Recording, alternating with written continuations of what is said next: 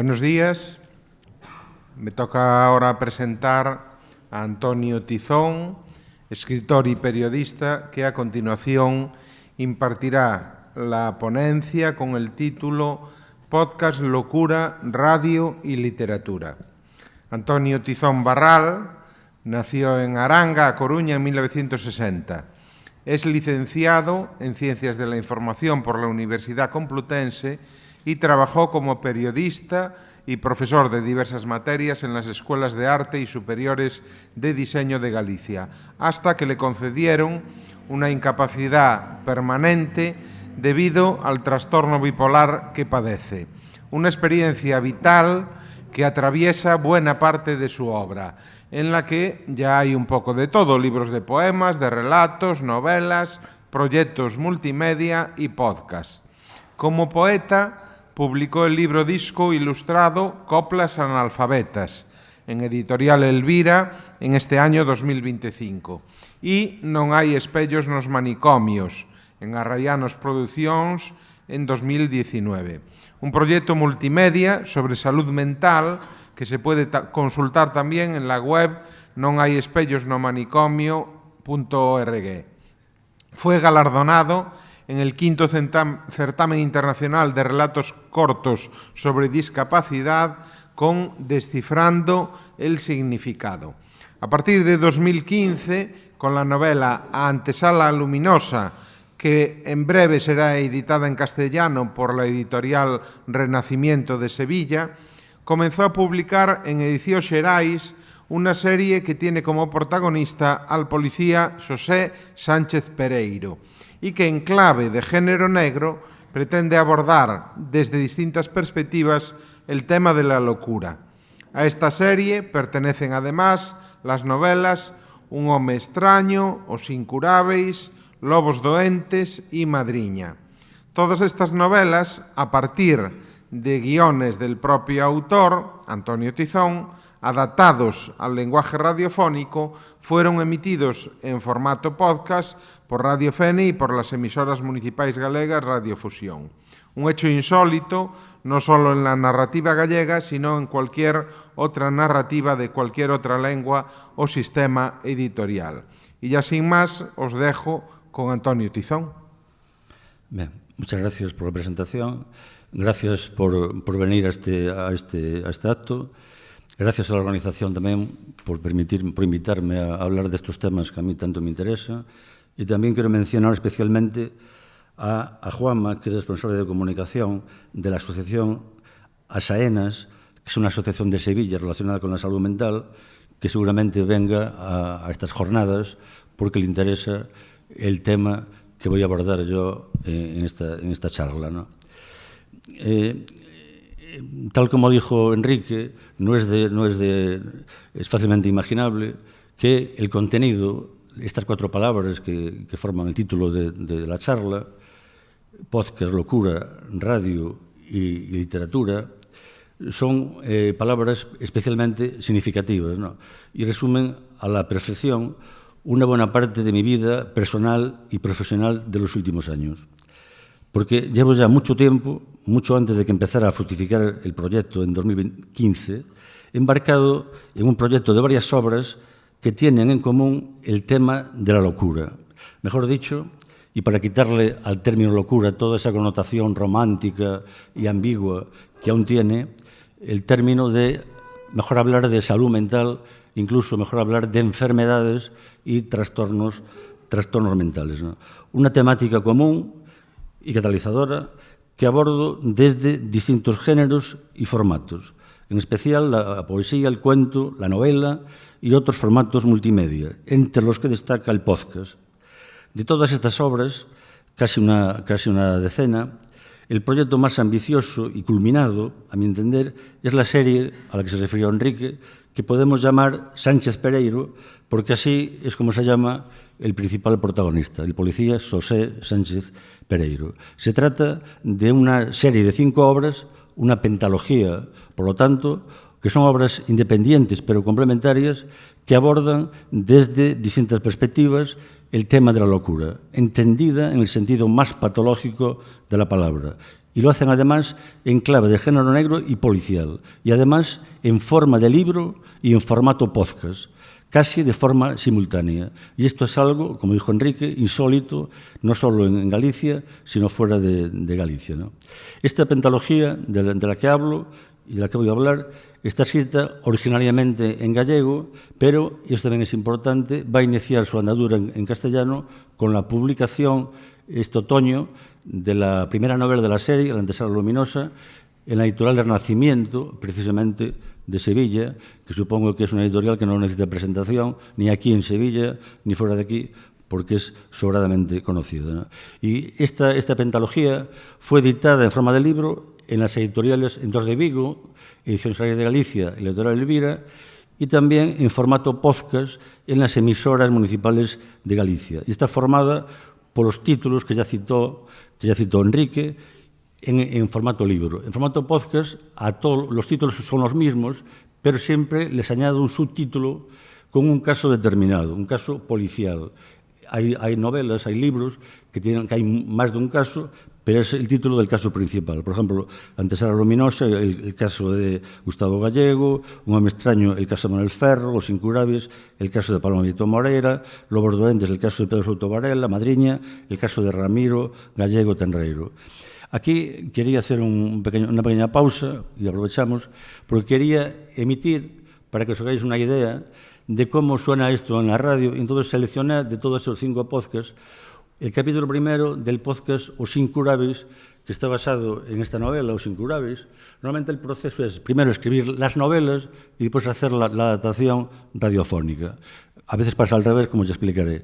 Entonces, esta novela, que tiene 18 capítulos, en el formato podcast en radio, se convirtió en más de 80 capítulos y se estuvieron emitiendo por la radio por, no sé, 4 o 5 meses, ¿no? Entonces, me parece especialmente interesante emitir este capítulo entero. El capítulo 1 dura 10-12 minutos, que es la duración media de los capítulos, y aquí se aborda todas estas temáticas que abordo en mi charla. Pues aparece la locura, la radio tanto a nivel global como local, la importancia de la emisora local, la locura, y aparece también la literatura. Hay un comentario del Iván Freire Gutiérrez, El factor humano, pues que es muy literario, ¿no? Entonces, a ver si entendéis, porque está en gallego, lógicamente, pero yo creo que lo podéis entender, y si no se entiende o si no se escucha bien, pues lo damos por... Que o día vos se aleve a outro lado do micro. Chámome Xosé Sánchez Pereiro e nacín o 31 de decembro de 1949. Mido 1,92 e peso 117 kilos. Dende os 21 anos fun sempre policía. Ao principio cría na lei e na xustiza, pero axiña me convertí nun policía corrupto. Corrupto, impune, vicioso, eficaz e poderoso. Xa vos contei o caso de Gustavo Gallego e o caso de Manuel Ferro, e a partir de hoxe, tal e como vos prometín no seu momento, vou continuar este serial cunha historia moi especial para min. Porque se trata de contar a miña primeira baixada aos infernos, cando estiven a punto de perder o control por completo. O caso de Paloma Vieito Moreira, un crime que marcou o inicio de outros crimes similares. Unha historia que así sucedeu e así vola conto. Tal e como eu a recordo.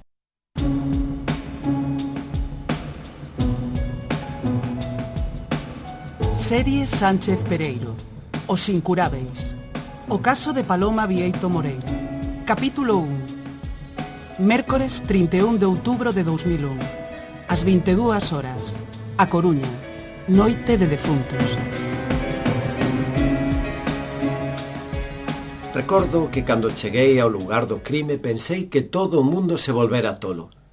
Pero antes de tomar contacto persoal con aquel caso de asasinato, xa me deron algúns detalles interesantes sobre o suceso lamentable que semellaba ocorrer había apenas un par de horas, ás 10 da noite daquel mércores 31 de outubro do 2001, a poucos minutos do Día de Defuntos. Polo menos, iso era o que dicía a emisora de radio que sintonicei no meu coche particular, circulando moi preto do meu domicilio da cidade bella coruñesa, en plena praza de Santo Domingo, fronte ao convento, a igrexa e a escola onde cursei os meus estudos primarios. Ia pola estrada que bordeaba o xardín de San Carlos en dirección ao barrio dos Castros cando oín a primeira nova, que a vos seguro condicionaría os informativos das próximas xornadas. Interrompemos o noso informativo cunha nova de última hora. Cando van dar as 12 desta noite de lúa chea, a Coruña asiste conmocionado ao crime que acaba de producirse hai apenas un par de horas en pleno corazón do barrio dos Castros, un barrio de permanente actualidade nos últimos tempos por problemas ambientais e que agora mesmo semella convulsionado por un asasinato. Ampliamos de seguida esta noticia con o noso compañeiro Iván Freire Gutiérrez, que é veciño da vítima do crime, e nos intres vai ter a amabilidade de falar con nós a pesar de estar de baixa por enfermidade. Pero antes, resumimos en titulares outras novas do día. En plena ofensiva militar en Afganistán, os Estados Unidos limitan os dereitos civís cun novo proxecto de lei antiterrorista e anuncian que non descartan atacar outros países seguindo a doutrina Bush sobre a guerra preventiva. O FBI encontra relación entre os casos de antras detectados e 11S, mentres Bin Laden ameaza o mundo con armas químicas e atómicas.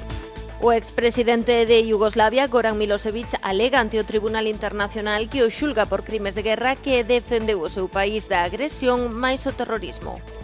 O expresidente do goberno español, Felipe González, denuncia unha cazaría contra os seus cargos do Ministerio do Interior no xuizo que se segue na Audiencia Provincial de Madrid polo uso indebido dos fondos reservados. O home de 38 anos que onte asasinou a súa muller máis os seus 3 fillos sobrevive ao seu intento de suicidio. As noticias de carácter nacional e internacional deron paso ás de tipo local que neses momentos interesábanme moito máis.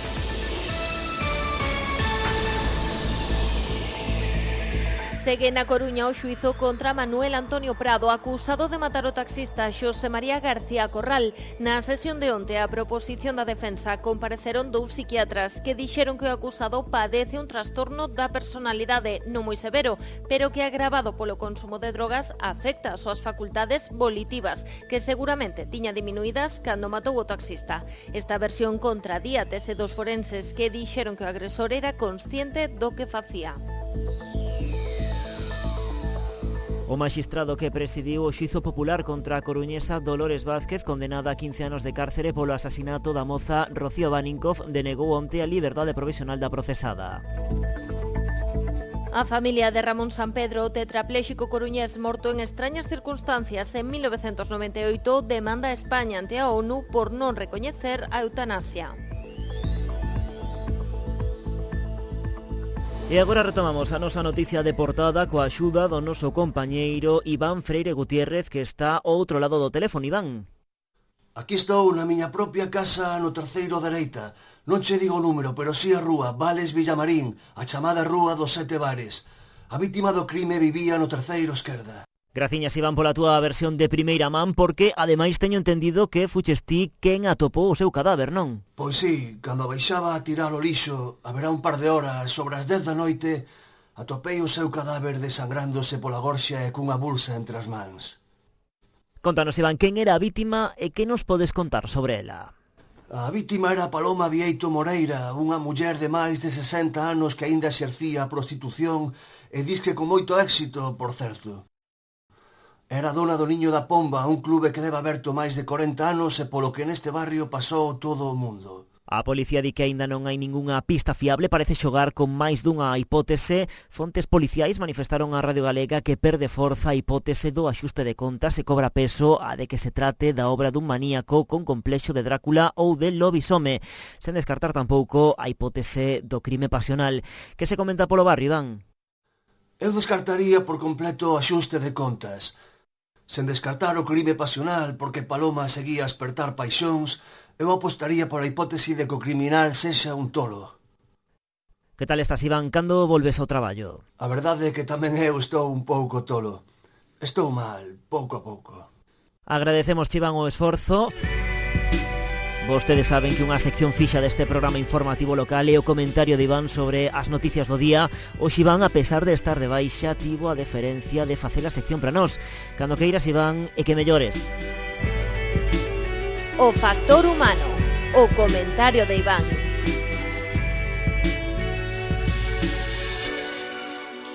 Recoñezo que estou un pouco tolo.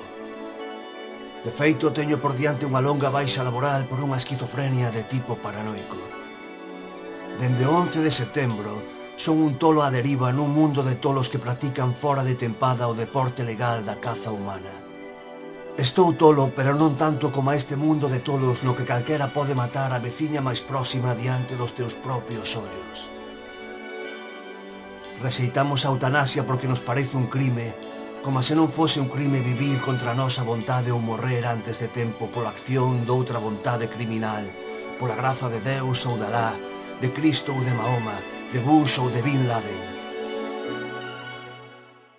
O sábado pasado comezou o horario do outono. Regálanos unha hora máis de vida, e o domingo comezou a tempada de caza. Poñemos esos nosos cans nomes de profetas, de presidentes ou de terroristas.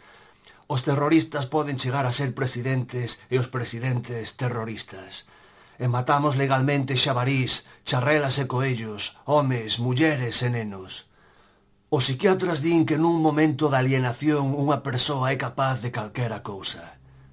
O que non poden explicar é como un home capaz de matar a súa muller máis os seus 3 fillos pode tremerlle logo a man a hora de lle por fin a súa vida. Aínda que o inferno nunca está fora dun mesmo, cremos que o mar sempre aniña nos demais.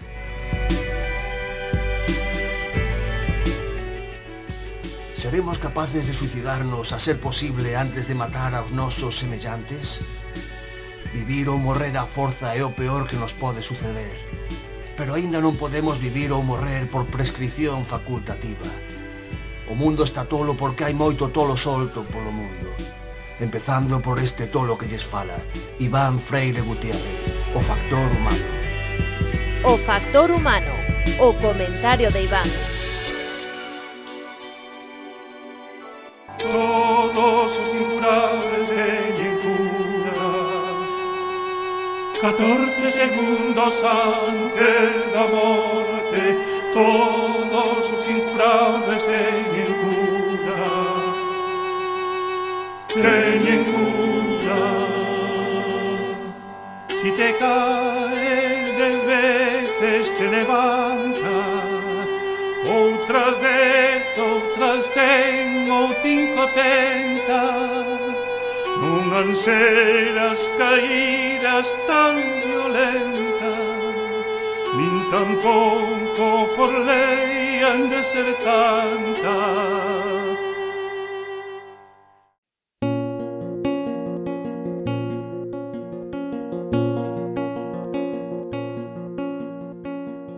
Todos os incuráveis teñen cura, 14 segundos antes da morte. Todos os incuráveis teñen cura, teñen cura.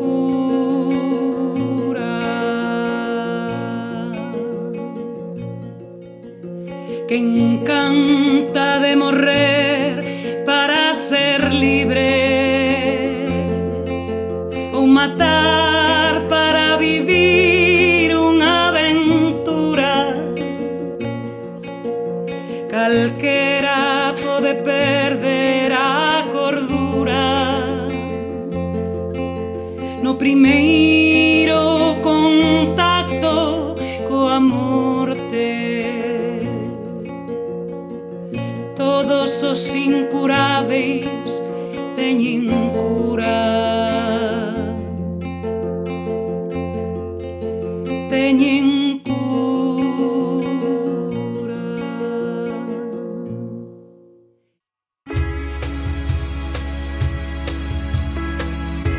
Serie Sánchez Pereiro, Os Incurábeis.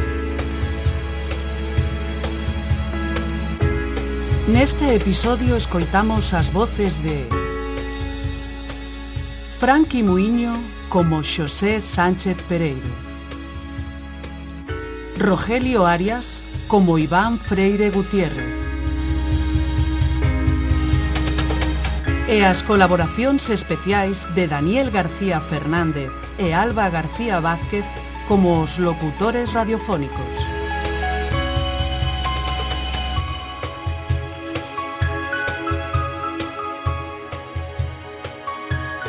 O caso de Paloma Bieito Moreira acaba de comezar.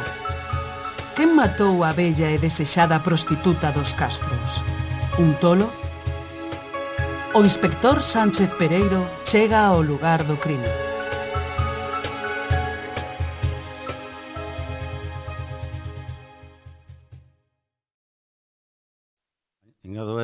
Añado yo las voces estas que cantaron son Eugenia San Martín, que es la directora, es actriz y cantante, y es la directora de todos los podcasts, esto de lo que os hablé, y Miro Casabella, que es un mito en Galicia, que tiene casi 80 años, y ya veis la voz que tiene, se inició en Voces Ceibes, que es un grupo mítico en Galicia, a finales de los años 60, y este capítulo, como veis, lo puse entero porque para que veáis la estructura de todos los capítulos tienen esa estructura, con una presentación por el medio, y anunciando, y duran 10, 12 minutos, ¿no?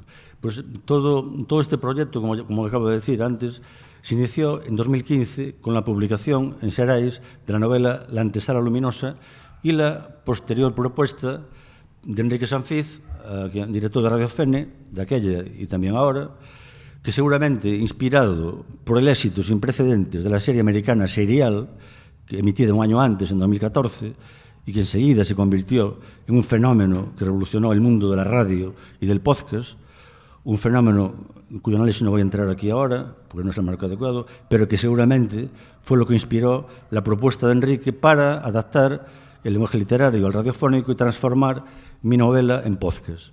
Y fue así como se inició un trabajo de adaptación y una colaboración que continuó en las 4 obras restantes de la serie. Una colaboración que comenzó con un grupo de teatro aficionado, pero que siempre bajo la dirección de Eugenia San Martín y con la tramitación, y esto es importante, y consecución de las subvenciones mínimas indispensables por parte de la Diputación de La Coruña en este caso, se fue profesionalizando cada vez más a partir de un equipo técnico y artístico de muchísimas personas, entre 40 y 50 en cada radionovela. Una parte mínima profesionales y los demás no, porque si hay que pagarles a todos, claro, no era viable el proyecto, lógicamente. El resultado de todo y cada vez más profesionales, de todos estos podcasts, yo creo que es un resultado muy digno y que justificaron la continuidad serial, ambicionada y finalmente conseguida, ¿no? Por exigencias de esa continuidad y a petición de Enrique, que quería darle continuidad inmediata a la serie, y con el beneplácito de la editorial Xerais, a la que hubo que pedirle permiso, entonces acometimos la realización de la última entrega de la serie por primera vez, primero en formato podcast y no en forma de novela.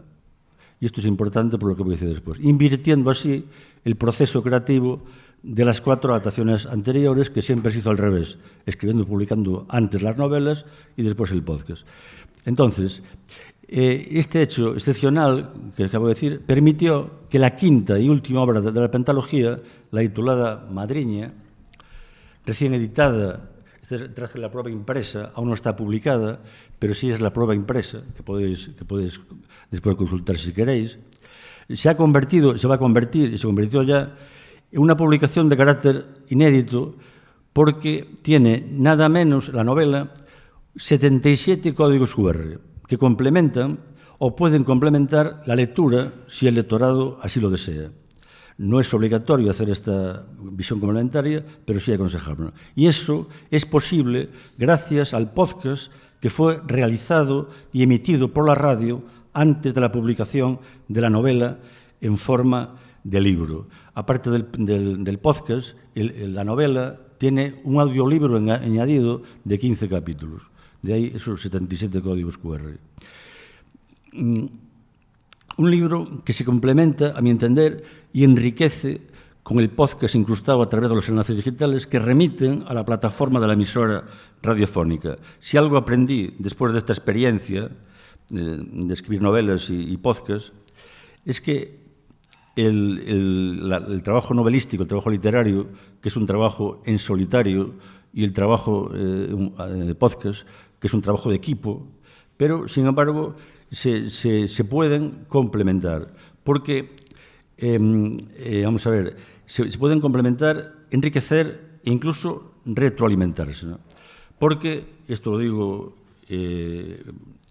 pensando en esta intervención, porque la novela puede incitar a la escucha del podcast, pero también el podcast puede contribuir a suscitar el interés por leer la novela. Y además estoy convencido de que esa combinación propia del lenguaje radiofónico, si se hace bien, ayuda mucho a que se lea la novela o el libro, ¿no? Y además la radio es un medio, porque claro, las novelas normalmente se hacen las adaptaciones en series de televisión o en películas, pero eso sale muy caro. La radio es un medio de expresión eficaz, viable y asequible para amplísimos sectores de la emisión y recepción de contenidos. Desde luego, en muchísima mayor medida que otros medios, como los acabo de citar ahora, ¿no? Y volviendo al proyecto que abordo en esta charla, sin entrar ya en las peculiaridades de cada obra, sí me interesaría abordarla desde una visión de conjunto, ¿no? Os voy a contar un poco de qué hablo, para quién hablo, para quién escribo. Los temas de la pentalogía son, por un lado, los temas de siempre, los temas existenciales, el amor, el sexo, la muerte, la maldad, temas sociales, como la impunidad, el poder, la impunidad, la corrupción, que son temas básicos de la novela negra, pero el tema catalizador, digamos, bueno, también temas medioambientales y otros temas sociales, como pueden ser pues, la pornografía, la prostitución, que es un tema que se aborda mucho. El género negro, sabéis que la prostitución es un tema recurrente de ese tipo de género, ¿no?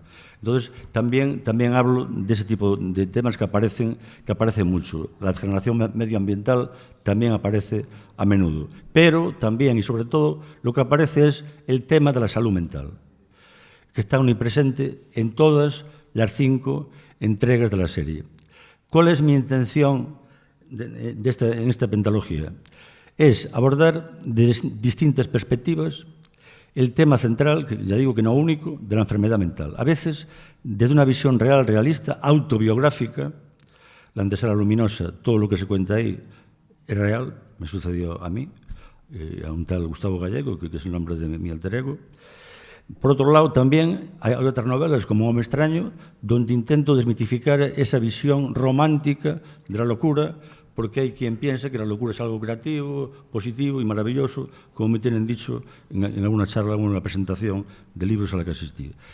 Hay un fragmento que quiero leer textualmente, que aparece en La antesala luminosa, y que dice: por mucho que propague el romanticismo, la locura no es creativa, ni positiva, ni maravillosa, sino una experiencia muy dolorosa que hace sufrir a quien la padece y a la gente de su entorno más cercano.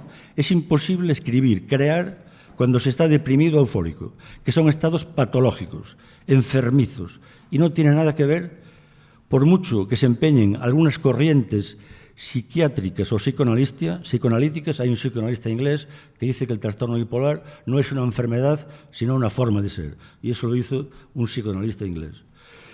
Que no tiene nada que ver la enfermedad mental, el trastorno bipolar, con formas naturales de ser, como es la melancolía, o la tristeza, o la alegría. Ya os digo, por mucho que lo propaguen las corrientes antipsiquiátricas o de ese tipo de corrientes. Os leo también un fragmento, intento describir un poco lo que es una depresión. Porque la locura es siempre una odisea temporal por el infierno. Después de año y medio de odisea por el infierno, ya no existe el pasado ni el futuro, sino el presente, eterno, triste, tedioso, desolador. Pero lo peor de semejante odisea no es la desolación, el tedio, la tristeza, el hastío, el cansancio infinito, el suplicio diario de levantarse de la cama, afeitarse, ducharse. Lo peor no es creerse un inútil, un miserable, una piltrafa, un estorbo, un condenado.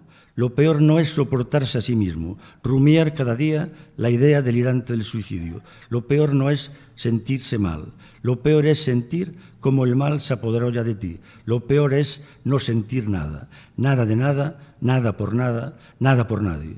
Lo peor es vivir sin esperanza alguna, sin la esperanza de volver a sentir algo algún día. Una depresión no tiene nada que ver con la melancolía. Yo en la novela, antes de los Minas, cuento que yo estuve sin pronunciar palabra 34 meses consecutivos. Eso es una depresión. Lo demás, una melancolía, una depresión reactiva, es una cosa distinta. La euforia, no entro aquí porque ya es todo lo contrario, pero incluso puede ser más peligrosa que la propia depresión, porque pierdes toda sensación del pudor, de la realidad, y puedes hacer auténticas barbaridades. Te crees Superman, te crees Dios y haces auténticas barbaridades. Mi intención, en fin, es abordar el tema de la enfermedad mental desprovista de toda concepción utópica, analizando sus causas genéticas, ambientales y sus consecuencias, el estigma, la concepción, la normalización, la integración, y abordarla como lo que realmente es o debería ser, una enfermedad, en este caso mental, que en mi opinión se trata poco y mal, y no solo en la literatura, sino también en el cine y en los medios de comunicación, y sobre la que pesa todavía mucho desconocimiento, equívocos y prejuicios. Mi intención en este sentido es contribuir desde mi experiencia personal, que demuestra la necesidad de un tratamiento farmacológico básico y el uso no menos necesario de terapias ambientales complementarias, a la plena concienciación, normalización e integración en la sociedad de las personas que padecen cualquier tipo de la enfermedad mental. Y este es uno de los objetivos fundamentales que siempre, desde la literatura, no desde un manual de psiquiatría o de autoayuda, aunque después diré que a veces es más eficaz una novela para entender una enfermedad que la propia ciencia, en este caso la psiquiatría. ¿A quién va dirigida esta pentalogía? Lógicamente, en primer lugar, a todas aquellas personas que tengan algún tipo de relación con la enfermedad mental, a los enfermos, a los familiares, a los profesionales de la medicina que tratan con ellos a diario, pero también al conjunto de la ciudadanía que debe conocer y comprender esta problemática si lo que se pretende es conseguir una sociedad más integrada, más igualitaria y menos conflictiva. Dado el interés generalizado por estas cuestiones que afectan directa o indirectamente a nivel individual, familiar, profesional o social a tantos millones de personas, se dice que 4 de cada 10 personas van a sufrir a lo largo de su vida algún tipo de trastorno mental, resulta evidente que el público potencial para ese tipo de literatura es inmenso. Y sobre todo, si el tema se trata, se aborda de una forma real, realista, sí, con rigor literario, científico, pero también de una forma amena. De ahí que se me ocurriera abordar esa temática a partir del género negro y policial, porque la gente es muy reacia a abordar estos temas, escapa de los... Cuando hablas de enfermedad mental no quieren saber nada, pero si tratas esos temas en forma de novela negra, siempre hay un crimen, una intriga, y la gente entra en la trama rápidamente. Y de paso, pues le metes todo lo que quieras meterle sobre lo que a ti te interesa meterle, ¿no? Entonces, en toda esta estoy hablando de mi obra, pero claro, yo no soy la persona adecuada para analizar esta pentología, ¿no? Bastante tuve con escribirla. Yo puedo hablar de intenciones pero bueno, de realidades, también lo que está claro es que escribo desde una doble perspectiva, ¿no? Desde mi condición de escritor, tanto de artista, y desde mi condición de trastornado, de enfermo mental. Y siempre, os cuento siempre sospeché, y aún sospecho, que el arte, la locura, la creatividad y la psicosis comparten las mismas bases genéticas, pero no tengo el conocimiento científico suficiente para avalar esta hipótesis, aunque hay muchos estudios, macroestudios, de una muestra de 40.000 personas que avalan esta hipótesis, ¿no? O sea que la creatividad, la locura y la psicosis comparten las mismas bases genéticas. Lo que sí tengo claro, partiendo de mi experiencia práctica y teórica, son algunas cosas claras, y os las cuento. Por ejemplo, tengo clara la relación evidente entre la genética y las enfermedades mentales, que son las más genéticas que existen, en mayor medida que cualquier tipo de enfermedad física, incluido el cáncer. Hay especialistas de reconocimiento mundial, como el genetista gallego Ángel Carracedo, que aseguran que el 80% de las causas de la esquizofrenia son genéticas y tan solo el 20% ambientales. Y según el mismo autor, Carracedo, en el caso del trastorno bipolar, el 60% son causas genéticas y el 40% son causas ambientales. Estoy también convencido de que en estos momentos las enfermedades mentales graves y crónicas, y como otras muchas físicas, graves y crónicas, como la esquizofrenia, el trastorno bipolar, incluso la depresión endógena, no tienen cura, pero sí tratamiento, y buen tratamiento. O sea, cualquier persona bien diagnosticada y tratada, y esto lo digo por experiencia, puede llevar una vida personal, familiar y laboral prácticamente normal, por lo que en consecuencia creo en su plena normalización e integración en la sociedad. Y desde esta perspectiva, doble perspectiva, ya no me atrevo a hacer más afirmaciones con la misma rotundidad. Lo que parece claro, retomando lo que dije al principio, es que hay una relación evidente entre manifestaciones artísticas, artes plásticas, música y literatura con la locura, ¿no? Artistas como Miguel Ángel, Charlie Parker, Beethoven, Hölderlin, Virginia Woolf, Van Gogh y tantas otras genialidades artísticas. De todas ellas se ha dicho que su arte se debe, en parte, a trastornos mentales, lo que ha contribuido a reforzar la idea de que no existe la genialidad sin una dosis añadida de locura, como ya dijo Aristóteles. Pero sobre estas cuestiones no tengo las cosas nada claras. Tengo más preguntas que respuestas. Preguntas como estas. ¿Por qué se vuelve loco un joven de 21 años sin problemas aparentes cuando estudiaba periodismo en Madrid, sacando la carrera con buenas notas, teniendo grandes amistades, una novia ideal? Eso sí, en una sociedad convulsa, inestable, violenta, amenazada por el terrorismo y el golpismo, en plena transición. ¿Son causas genéticas o ambientales las causas de la locura y en qué porcentaje? ¿Existe relación entre el proceso creativo y la locura? ¿Cuánto debe la creatividad al ambiente y cuánto a la genética? ¿Pueden crearse obras artísticas en medio de un proceso psicótico? ¿Puede la literatura ser eficaz como medio artístico, tanto o incluso más que la propia ciencia, la psiquiatría, en este caso, a la hora de abordar el tema de la enfermedad mental de una forma personal y rigurosa, autobiográfica, con vocación universal y en clave de género negro y policial? Evidentemente, yo no tengo respuestas a estas y otras muchas preguntas. Antes preguntaba... ¿Tengo tiempo? 2 minutos. 2 minutos. Vale. Pues, antes preguntaba por qué escribo yo. Pues quizá escriba para encontrar estas respuestas y para intentar descifrar mi enfermedad.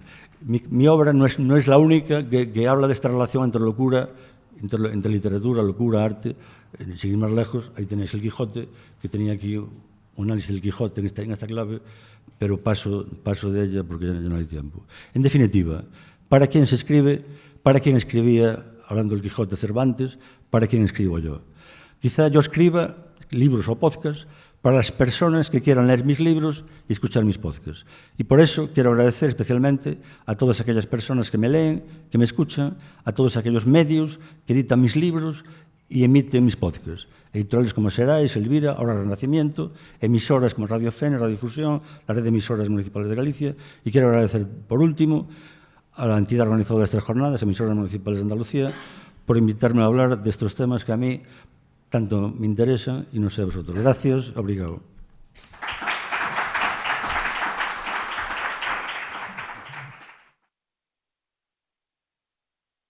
Pues muchas gracias. Damos paso ya a la siguiente charla. No sé si hay alguna pregunta telegráfica que se pueda... Sí. Sí, agradecerte la experiencia vital que acaba de contar, que creo que es realmente muy reveladora. Ayer precisamente veía un documental sobre el daño que están haciendo las redes sociales, que han causado ya miles de suicidios entre los jóvenes. Si no lo han visto en RTV Play, las trampas de las redes sociales. Y quería preguntarte simplemente de qué forma te está ayudando a ti la radio para sobrellevar tu enfermedad. Bueno, la radio y la literatura y el arte en general me está ayudando porque me sirve como terapia. Yo tengo una incapacidad desde hace tiempo. Si no me dedicara a escribir o a hacer podcast, vaya aburrimiento sería mi vida, ¿no? Esto enriquece muchísimo mi vida. Me sirve como terapia y como otras muchas. Yo, en mi vida profesional, me dediqué a la enseñanza mucho tiempo, y llegué a dar hasta 15 asignaturas distintas, que era algo muy estresante. Hablaba de cosas que incluso no comprendía, y la gente que me escuchaba sabía más de este tema. Yo hablando de esto, no me estreso nunca, porque a mí me gusta hablar de esto, intercambiar impresiones con la gente. Yo presento mis libros, mis podcasts en librerías, pero también en centros relacionados con la salud mental y en todo tipo de centros. Y siempre suscita interés, y lo que me interesa a mí es clarificar prejuicios, sobre todo malentendidos, sobre este tema, porque las personas violentas, peligrosas y todo esto hay que desmitificarlo. No hay tiempo para entrar ahora en estas cosas, pero bueno, me sirve como terapia. Y solo decir que su terapia es una terapia compartida porque, aparte de los propios receptores de la obra, tanto en literatura como en podcast, además, él presentó su proyecto en distintas asociaciones de pacientes y de familiares de enfermos de salud mental, con un gran éxito y con una gran sintonía. Es acogida esta obra con los brazos abiertos en este tipo de entidades. Pienso presentarla también en Sevilla, ya que presento que está aquí un miembro de la sociedad. Cuando venga a presentar la novela, que está en castellano, en Sevilla, voy a aprovechar aprovecho estas sinergias. Muy bien, pues muchas gracias.